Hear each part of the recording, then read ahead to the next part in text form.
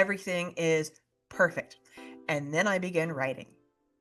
And I might as well just highlight and delete the entire outline because I have not had a book yet follow the original outline that I had planned. And that's really because the characters hijack the whole book. They never stick to their scripts. They will stage protests. They'll tell me how terrible the conflict is. Whatever I had is this brilliant climax. They're like, no, I'm not going to do that. Talk to my agent. Everyone, welcome to the Open Notes podcast. Our study group includes me, Kiana Gerhart, Nora Mortimer, hello, Angela Thompson. Hello. And our guest today is Paullett Golden, a historical romance author with her heart-wrenching series like The Enchantresses or her romantic comedies from her Romantic Encounters series. We are in for a treat today, so grab a snack and your notebook and let's get ready to study. So, first question is, Paullett, can you introduce yourself and tell us where you're from? Well, I think you just did a really good job of it. How do I follow that? I'm Paullett Golden, historical romance novelist, as well as university professor. And I'm originally from Texas, but since I am a bit of a time traveler, you will probably find me in a Regency ballroom rather than a Texas town these days. And if you don't believe it, well, suspend your imagination for a little bit. where did you grow up and how do you think that affected kind of who you became? Well, I grew up in a pretty small, suburban town in Texas. And there wasn't, I mean, now there's tons to do there, but growing up, there wasn't a whole lot to do. So imagination ended up having to take me everywhere.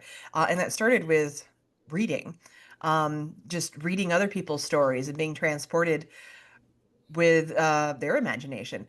And then that transpired to observation, observing everyone around me, observing all of the groups and the different types of people that would come in, the different cultures that would come in, how people would change over time. And then that became writing my own stories under a romantic tree somewhere, scribbling away, whatever my observations were. I loved where I still love where I grew up, but it certainly offered a lot of time for reading, observing, and writing. Now there's so much to do. I don't know how anybody has any time to read or write. It's an action-packed place. It was small when I grew up here. From professor to author, what was that journey like? Not so much a big leap, like I went from one profession to the next. More of they merged together. So I was always writing while I was teaching, and it finally got to the point where I wanted to take the writing more seriously. And they really feed each other because I teach English, and most of the teaching that I do is either analyzing literature or professional writing or creative writing, and all of that feeds my imagination, and all of that helps me see the big picture of what other classics are writing, what the great authors are writing, and that just fuels my imagination that much more. And so before I knew it, I was crafting entire novels and ready to take this seriously and move from transition from one career to the next. But it was definitely a gradual merging rather than I'm going to go from teacher to writer. Did you write as a child? Oh, heavens, yes. I fill the notebooks. I fill the notebooks. Now, there's that romantic sense of I wrote these great stories as a child and I had so much fun. And then there's the reality of it. I've looked back. I don't think I have all of the stories that I wrote, but I have kept quite a few. And so I'll look back and read it and I'm like, what drivel? Like, I thought this was so great. This is awful. But I had a lot of fun writing it. And I think that's what really counts, is it's always been with me. And I think a lot of writers can say that. Not every writer. Some writers wake up and all of a sudden they have, a story in mind and they've never written before, and it becomes the next bestseller. But some writers, they've been writing all of their lives, and it's just it's part of them. They never had a moment where they stopped and they didn't have that in their life. And I think that was me. It's just don't look back. Don't look back and read those stories. Well, I love what you said about the fun part. And I find that same thing with teaching. If you can make the class fun for students, they're more likely to stay in it and want to explore and learn more and keep going. I think fun is often underrated. You do need to have the fun someplace. That's the internal motivation that keeps you going as you had fun. So. Exactly. Exactly. Who cares? Who cares about the final product? Just enjoy it. And if you enjoy it, then before you know it, other people are enjoying it too. And the final product polishes itself. Mhm. So you mentioned reading a lot as a child. Who was your favorite author, or what was your favorite story? I liked everything. I liked every genre. I read everything. There was nothing that there was nothing safe from my hands. Gosh. Mhm.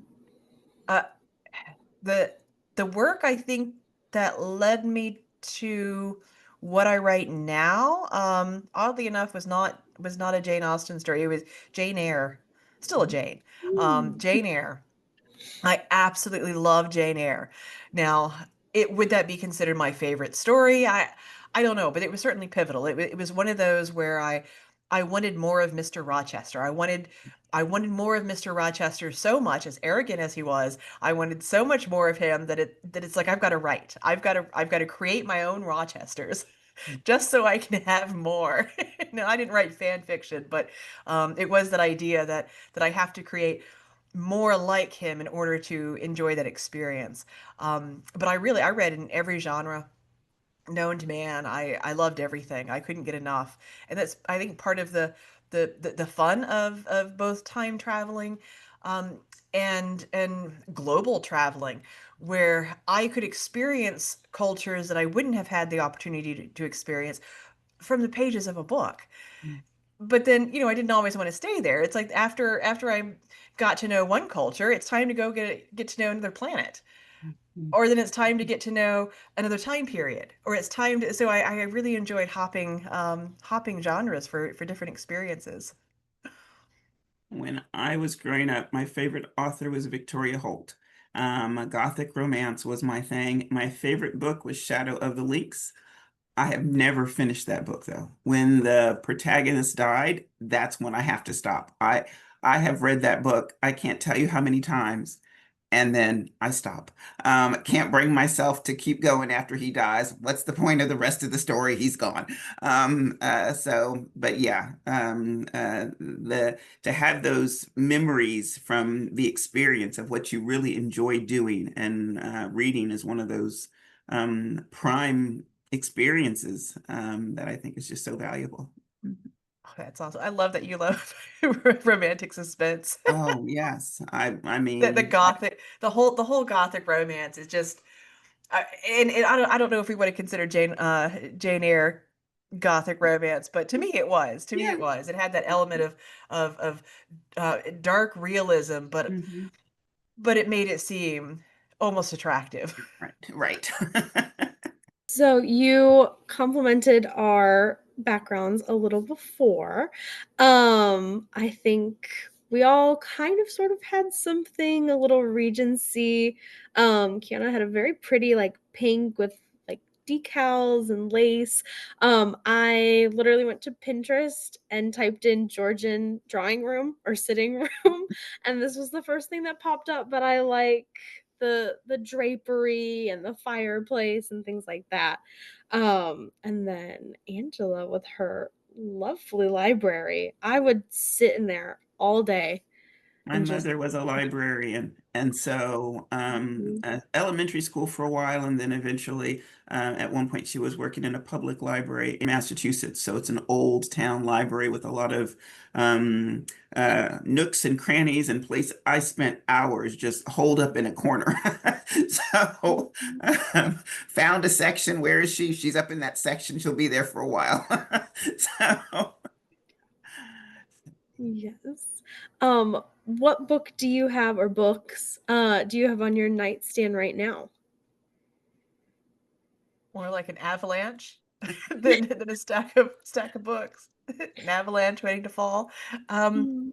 It's usually uh, a combination without naming specific authors and names. It's usually a combination of there's going to be at least one historical romance there, so that I can fall into the world and stay in touch with the world, as well as getting out of my own head. There's something really important about getting out of my own head. Um, when you're writing historical romance all the time, or whatever genre, you're steeped in that world, and you really need to get into someone else's version of it, just to quiet the thoughts and refocus. So there's always at least one historical romance on there, on the nightstand. But I also have, say, research books, whatever I'm geeking out about at the time. Usually the research, not always, but usually the research pertains to what I'm writing about at the moment. So it could be research about a theme, a location, um, some specific element of history, like you had mentioned, Kiana, the enchantresses in your intro. There's the canal bill, building the canals, the whole coal mining that one of our heroes ends up getting into. And so even if we don't see it necessarily factoring a whole lot in the story, I'll end up researching the heck out of it. Just I want to read all the books I can on how to build a canal. How do canals work? Where are canals located?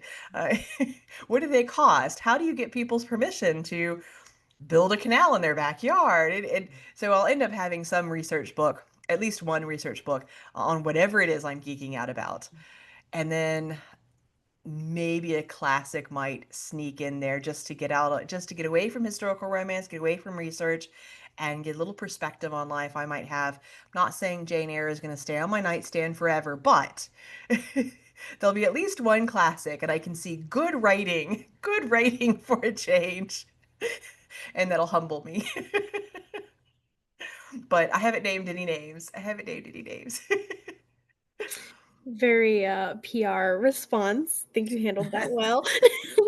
um, Outside of like your area of historical fiction, what is your favorite maybe like time period to read?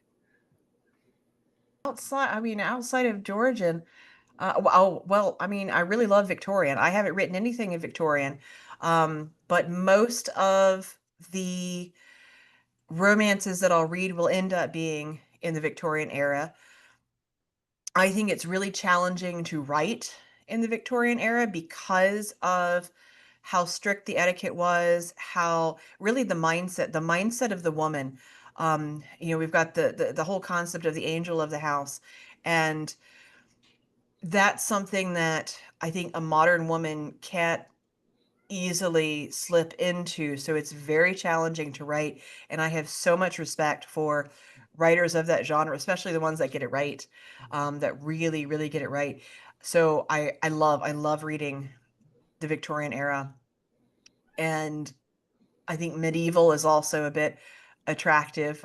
It's so foreign to us at this point, to sort of live in a dark age, and there's some fascinating aspects about it. So I really enjoy that. But Victorian would have to take the cake. Yeah.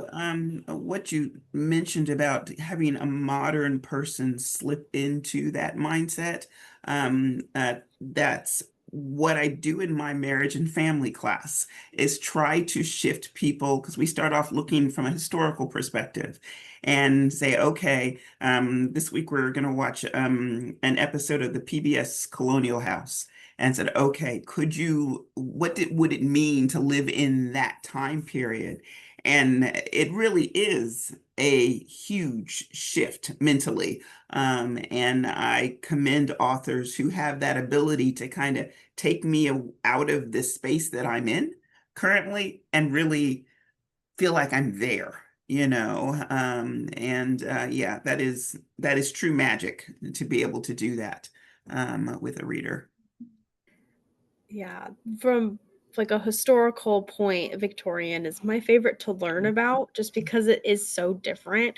There's this it's like a British history channel, and it's these 3 archaeologists and historians that do different eras of farms. Yes. Yes, I And I love think that. I've rewatched that one, like, 3 Yes. times just because it's so cool how they immerse themselves in that world and time period, like, the woman didn't even wash her hair or body, like, she stuck very true to form, and so, it's just very cool to, like, do all of that research and then apply it to a book or, like, a real life situation for just kind of the sake of doing it and learning and wanting to just run with those passions. And I mean, I hyperfixate on a lot of things, and so I can understand going down that rabbit hole of researching about canals. I agree. Mhm. It's on my list of things to do now. Sounds so boring, but it really was interesting. Yeah. Yes. I Okay. have a question. First question would be, do you read like contemporary romance set in the 21st century? And then if you do, is it hard for you to like separate those details and facts from, I guess, present day and have them not be in your books? Maybe the language you accidentally have slipped of like yo or bro, those sorts of like colloquial language that you use maybe in your daily life. Maybe not yo or bro since, you're more educated than I am. But how is it separating? It's kind of like an actor, I feel. Do you feel in that way of like you have to be maybe an actor of that present time of 18th century Georgian era? Or how does that work for you, that writing process? There's a lot to unpack here. Um, Going back to the beginning of your question, I don't typically read contemporary romance. Um, I think at one point I did, but not so much anymore because I want to escape from the current reality. I'm already living it, so why do I want to read about it? I would rather travel to other worlds, travel to other times, travel to other continents. So not so much the contemporary, but since I am living, whether I'm reading it or not, since I am living in the modern age, I have to remove myself mentally from it, and like you said, sort of like an actor. I'm a bit of a method writer, if you will, or like a method actor, and I will typically immerse myself in not only the role of my character and the voice of my character, but the voice of the time. So before I start writing, I'll end up picking up say letters or journals from the era and really steep myself in the the voice that they were writing in. And this isn't somebody's interpretation. This is the voice of the voice of the era. And I'll also reread novels of the era, which also represent how they would have talked, how they would have thought, the vocabulary that they would use. I won't stumble on a bro because it's not there. There's nothing modern to slip in. So by the time you read enough and you're immersed enough in it, then when you go to write, it feels natural. It feels natural. Now that's not to say that I don't end up having plenty of anachronistic idioms and words that will slip in. As much as I steep myself, they'll happen. But that's all part of the proofreading process, part of the editing and revising process. But I will add as well that those though anachronism isn't necessarily bad. It depends on how much it might break the reader's concentration. We do need, as a modern reader, some kind of connection. Not a lot of modern readers can pick up, say, the journal of the era and be immersed in it. To them, it feels archaic. They might stumble, and we don't want our readers to be stumbling because we're trying so hard to imitate. So we'll end up using, modern phraseology in order to, or even modern vocabulary in order to help the reader connect better while still representing the voice of the era. So there'll be ample times that I'll have words that are very modern, but they're hopefully subtle enough that it doesn't break the historian's concentration of, oh, I'm jarred now. You've used a modern word. Hopefully it'll be slipped in enough that it's still immersive. But there is a little bit of a balancing act there. So you're given the amount of research you do, and I took a look at your the research page on your website and kind of dove into that. So exciting to learn about tea time and tea etiquette in Georgian England.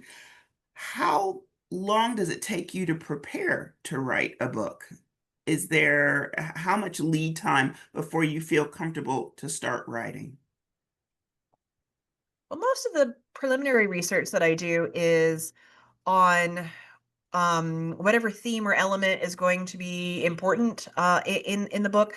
So I'm not doing a whole lot of general research. So say like with the canals, if I know that's going to be an important factor, I'm going to get to know it as well as I can in preparation.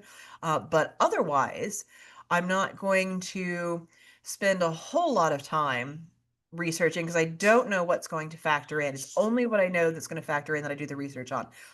From there, I'm really writing and researching in parallel, which can be dangerous because it's easy to, fall into the trap doors and and and get stuck there. Um, but I will maybe 2 weeks or so, no longer than a month, will I spend research prepping what I know is going to factor into the book, and then from there I start writing, and I might get to chapter 3 and I realize there's some element of etiquette. Maybe there's a point of fashion that I should know about, but for some reason I can't think of it. I can't think of the term, and I'll have to pull up the research and figure out what that is again, or find something different.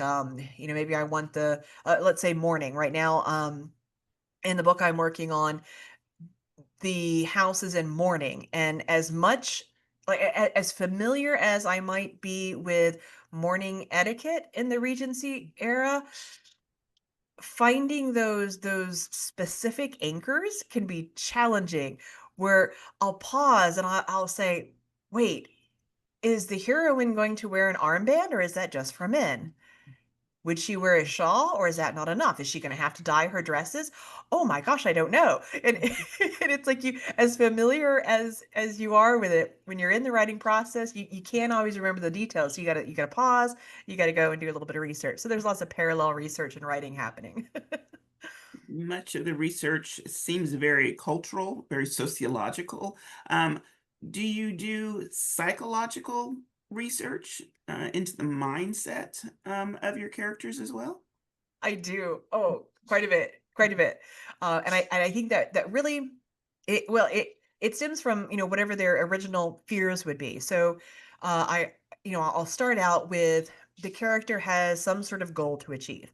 And these aren't usually like a physical goal of I want to, you know, earn $1 million. Like, it's not something tangible like that. It's usually something psychological. They want to overcome some sort of trauma, or maybe they want to restore an estate that they've just inherited.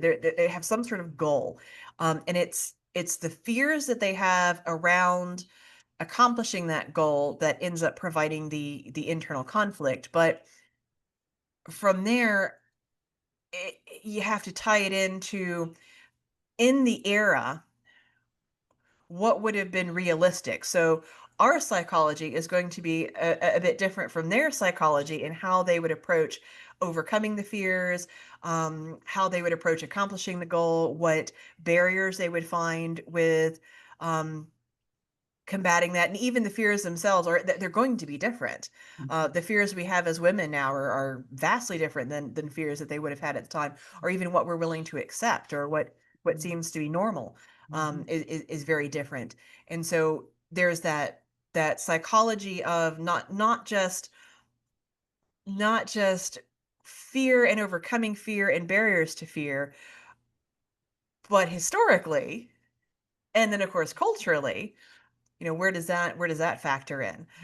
So I do end up doing a lot of research, and just yeah, mindset and Mm. overcoming barriers, and what happens when you try to overcome barriers and you end up having all of your fears recognized and realized, and it's like all the things you didn't want to have happen end up happening. It's like, this is why I didn't want to go for this goal. This fear has been realized, and they have to cope with it.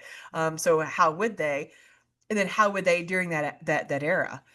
So yes, a lot of that goes into it. I can't say it goes into it very well, but I try. I'm an avid reader of yours. I've read all of your books and I have enjoyed all of them. Highly recommend to anyone who wants a great Regency romance book to read, go to Paullett Golden. But how does readership and how does like reader reviews, do they ever affect you? Do you do you write for the reader, or I know you said that you do write for yourself, but to a certain point, I guess to make the money or to have people read your books, do you keep that in mind, a reader, or how a reader would react? I love reviews. I love the good ones. I love the bad ones. I love all of them. I read them all. Um, I mean, there's always going to be those readers that just don't enjoy your style or your themes or whatnot. But for the most part, that's how I improve as a writer. That's how I grow as a writer. I want the feedback. So I don't see reviews as really either positive or negative. They're always learning experiences. So if a reviewer were to say what they enjoyed the most, what they liked about the characters, what resonated with them the most, that's powerful to me because I can then take that into future books and say, okay, this is what they're connecting with. This is what helped them to feel connected to the hero or the heroine. But likewise, I want to know where the disconnect was. And maybe the disconnect is with something to do with the character, or maybe it's something to do with the writing. So, like pacing. If a reviewer is complaining about the pacing, that they were really with it until chapter such and then it started dragging. That's important for me to know because I can then take that to the next book and work on my pacing. So when I write, it's definitely for me. It's not for a reader, and I do have, maybe this is shooting myself in the foot, but I have the mindset if nobody reads it, nobody reads it. I'm not too concerned about say making the money, as you said. I write for me, and if I enjoy the story, that's really what matters. But I'm hoping that others will connect with it. I'm hoping that others will see a little bit of themselves in the hero and the heroine. Maybe they will find hope from the writing. Maybe they will feel seen, especially because I like writing about underrepresented characters. I like writing about the characters in the shadows, the ones we don't often think about. And that could just be emotionally, not necessarily. Not necessarily like their status in society, but it could just be how they're feeling and what they've gone through. So I'm hoping that readers will be able to connect to that and see themselves in there. But ultimately, I am for me. But I will take the reviews and then apply them to the future writing, and I hope that other writers will do the same. It kind of goes back to having the hide of a rhinoceros, but it's more than that. It's not, oh, these people are critiquing me, these people are criticizing me. No, this is a learning experience, and you can't become a better writer if you don't learn from it. So I love all the reviews. I love all of the thoughts. I love everything, the bad, the good, the ugly. So that's kind of the back half or the ending stages of a book. What about the beginning? We have, are you a pantser, a plantser, or plotter? Oh, definitely a plantser. It's the first time I've heard that term. Um, I always start with a very clear plot. I will outline and outline and outline. I will spend the first month outlining. I mean, even more than the research that I was doing. I will spend so much time outlining to perfection.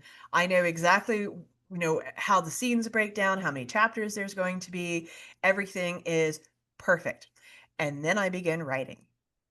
And I might as well just highlight and delete the entire outline, because I have not had a book yet follow the original outline that I had planned, and that's really because the characters hijack the whole book. They never stick to their scripts. They will stage protests. They'll tell me how terrible the conflict is. Whatever I had is this brilliant climax. They're like, no, I'm not going to do that. I'm talk to my agent. I'm not. And so I'm like, okay, all right, so that's not going to work.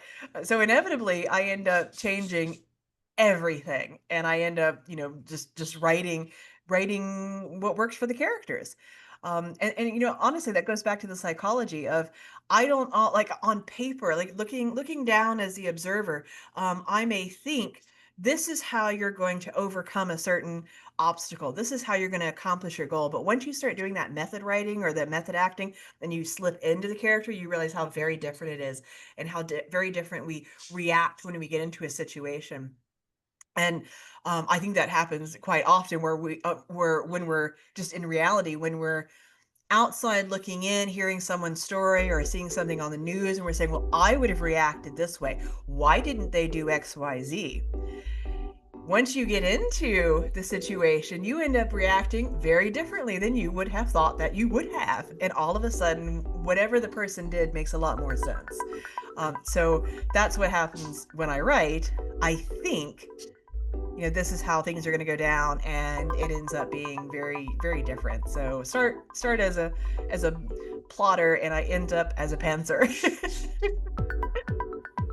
Do you like the planter in between, or did you have a different name for it?